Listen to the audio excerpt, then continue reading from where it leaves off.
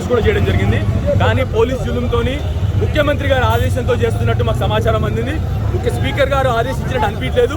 మళ్ళీ ఒకసారి మీడియా ద్వారా స్పీకర్ గారిని అడుగుతున్నాం, మాకు ఈ గొంతు విప్పే అవకాశం ఇవ్వరా? మీరు ప్రధాన ప్రతిపక్షమైన బీఆర్ఎస్ పార్టీని మీరు అసెంబ్లీలోకి రానివ్వరా? మరి ఇదే టీషర్ట్ రాహుల్ గాంధీ, ప్రియాంక గాంధీ పార్లమెంట్లోకి వేసుకెళ్ళినప్పుడు తప్పు లేదా? మేము వేసుకొని వస్తే ఎందుకు మమ్మల్ని తప్పుపట్టి అరెస్ట్ చేస్తూ ఉన్నారు మీరు అని చెప్పిన స్పీకర్ గారిని కూడా దయచేసి మీడియా ద్వారా రిక్వెస్ట్ చేస్తా ఉన్నాను.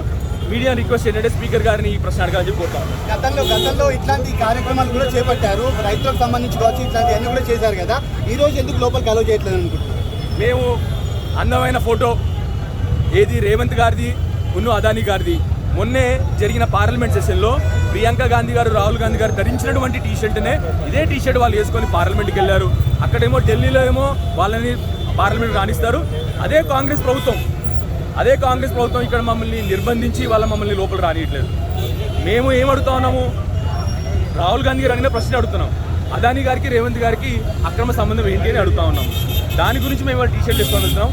పార్లమెంట్లో అక్కడ వాళ్ళని రానిచ్చారు, కానీ ఇక్కడ మమ్మల్ని నిర్బంధించి మా అందరినీ కూడా ఇక్కడ అరెస్ట్ చేయడం జరుగుతూ ఉంది.